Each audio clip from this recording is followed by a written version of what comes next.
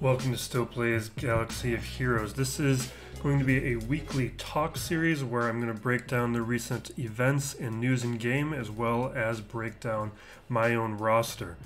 So the topics for this week are going to be my thoughts and predictions on Galactic Legends, how I'm approaching them as a free-to-play player, Hoard Harder. This is going to be breaking down how my current hoard is going and to help encourage and motivate the rest of you to hoard yourselves, the characters that I'm currently gearing, and a quick talk about the channel.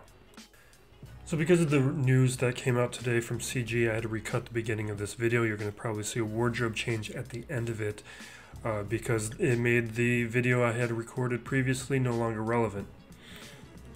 Looking at their post, the first piece of information I want to highlight is right here.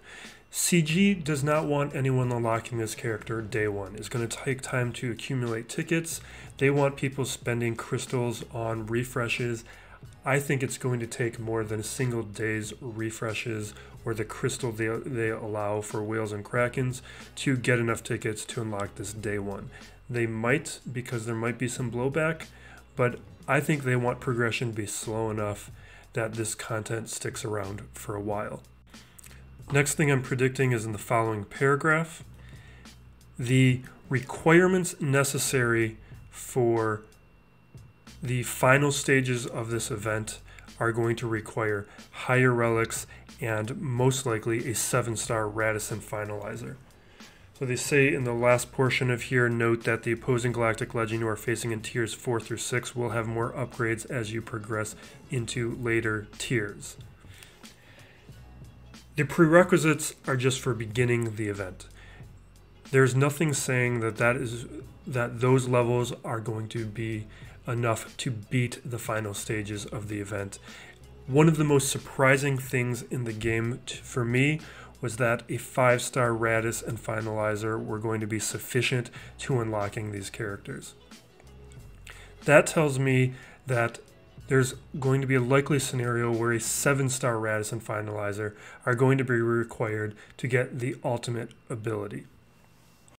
If I'm right about this, it adds another component for deciding which of these characters you want to pursue.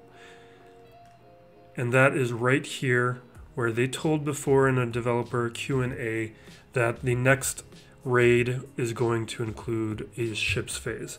To me, only one of these two capital ships is going to be raid viable, and that is the Finalizer. Hunted to me makes sense as a raid mechanic. The Raddus's ability to take out another capital ship doesn't make sense in a raid. It's too much like Nihilus's Annihilate. So if that's the case, I'm going to be pursuing Kylo first because the Finalizer to me makes a lot more sense to pursue into getting 7 stars as quickly as possible. I think CG is a big fan of how Malak and General Skywalker progressed for players. They liked that Krakens and whales unlocked the characters but needed to take their time to get them to full viability. And that is what is going to be happening with Kylo and Rey. No one is going to have them at full viability right away. That means there's going to be a lot of variability in Grand Arena, a lot of variability in Squad Arena as players progress through getting these characters to their maximum strength. This is something that CG is trying to recapture in a way that they are predicting is going to create less frustration for players, because players were very frustrated that we were unlocking Malak and General Skywalker at 5 stars. CG has found a new way to do the same thing that they did with Gas and Malak, but instead of doing it with stars, they're doing it with the progression of those characters within the event. So that's how I'm thinking about the Galactic Legend characters. Now this is how I'm going to approach the gearing strategy for them. Here is my roster organized by power. I'm going to highlight just the top 80 of them. Everyone highlighted is among the top 80 characters that make up my Grand Arena GP. You can see here, this is where the threshold is at, what changes between the top 80 and those who fall out of it. You see that basically this is where you have weaker Gear 12 characters, a lot of Gear 11 characters, and then you have less than Gear 10 characters with the Zeta or with a lot of abilities. You can take all the characters that go towards the Galactic Legends I've just highlighted now in this greenish color. I can work on all of those characters, bring them up to Gear 11 without greatly affecting my top 80 GP. Some of them will certainly move in and knock some other characters out, but it's not going to create a massive disturbance on my Grand Arena to move those characters up to that Gear 11 staging ground. Now, I'm in Division 1. For Division 2, you might want to move to Gear 10, or if you're in Division 2, it's not going to harm you too much to have these characters at a usable level, especially with these new characters for each of these factions. They've become a lot better and a lot more usable. The other thing I want to show is now highlighted in red. These are the other characters that fall below that top 80 that I still use in Grand Arena, and I'll probably be gearing up at the same time. So here's where my current horde is. Hope this isn't too much like talking about your fantasy team. The items in red are the items that I want to beef up my current inventory with. This is where everything stands after having spent a bunch of gear on the Finalizer event. My first order's been very weak for a long time, and after spending a bunch of gear on General Skywalker, after finally getting him up to 7 stars. I like to always have a bank on hand of my materials. When the General Skywalker event came around the second time, I was only able to unlock him because I had 12,000 crystals saved up, I had a ton of gear saved up, and I spent every bit of those crystals, every bit of that gear in order to unlock Skywalker. So I like to always have this buffer. So this is where it's at right now. I like to have things around 250 pieces minimum before I start spending some of them, even though I'm going to spend some right now before the next Grand Arena. So this is who I'm currently gearing. There's a little bit of a low point in the game right now. So I have chosen one of the First Order, one of the Resistance. I've been needing to finish Kylo Ren Unmasked for a long time. And with the Resistance, I want to get the new characters up to a usable level as soon as I can, because these new characters really beef up that faction. Then I've got Traya I've been needing to finish forever, and then Old Ben and Range Trooper I've been wanting to have for a long time. Arc Troopers obviously for General Skywalker, and I need to get him on that team. Right now I'm still using Ahsoka Tano. I'm going to pull up my First Order right now, just show you where that faction currently stands. After I'm done with Kylo Ren Unmasked, Hux and Sith Trooper are going to get boosted up in priority. Probably Sith Trooper because I have them further along. So with those two, I've started farming them both on the exact same day. Sith Trooper, I've been doing a node refresh. Hux, I haven't. Just kind of to see what the difference is. It's about an extra shard piece per day on average. The Resistance this is where they stand right now. I've got the farms done with everybody except for the new characters. Most of them at Gear 11, but then I've got Pilot, Tico, and Holdo that I need to get up to that usable level. But before the next Grand Arena, I want to get a couple of these characters just wrapped up. I'm going to start with Arc Trooper.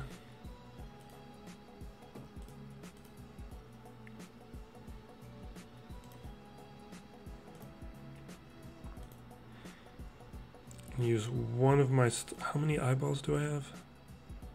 Okay. So my eyeball inventory is gone, but I have him at Gear 12. I want to finish Kylo Ren while I've got the gear for it. Just be done with him.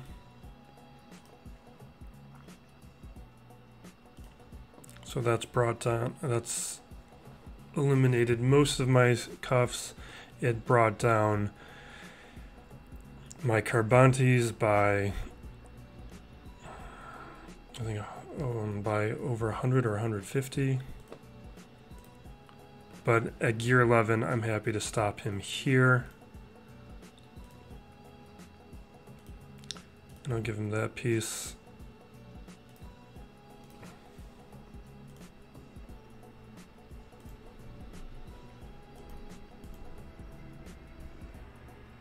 I'll happily give him that piece.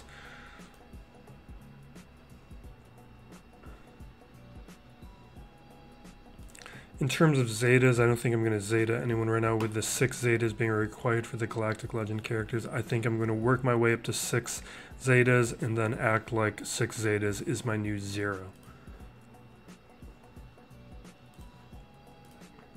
With those characters now being at a staging level, that means a new First Order character is going to move up into my priorities. I'm going to do Hux, even though Sith Trooper is further along. I think Hux is going to be more valuable in the long run since he's the leader.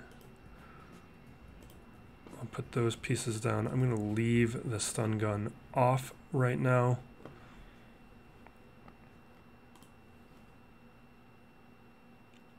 And I'll have to think a little bit longer about who, if anyone, is going to move up into the new favorites. Since I do have another stun gun on hand, I'm just going to spend it right now on Traya. And that should be the last of my usable Carbantes. Hopefully that gets rid of a little bit of the RNG when I run Traya against the bugs.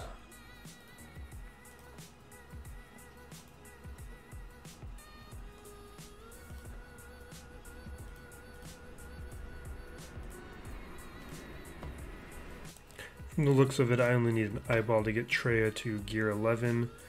These gear pieces are pretty affordable, so I have got the crystals. I'm just going to do it.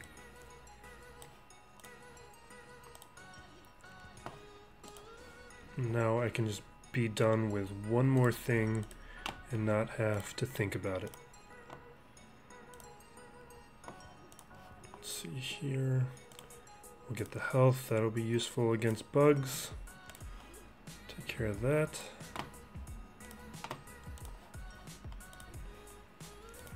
All right, we're good.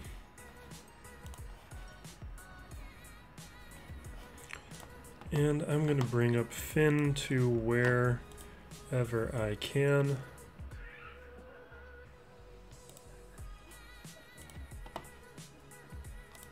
Definitely use that.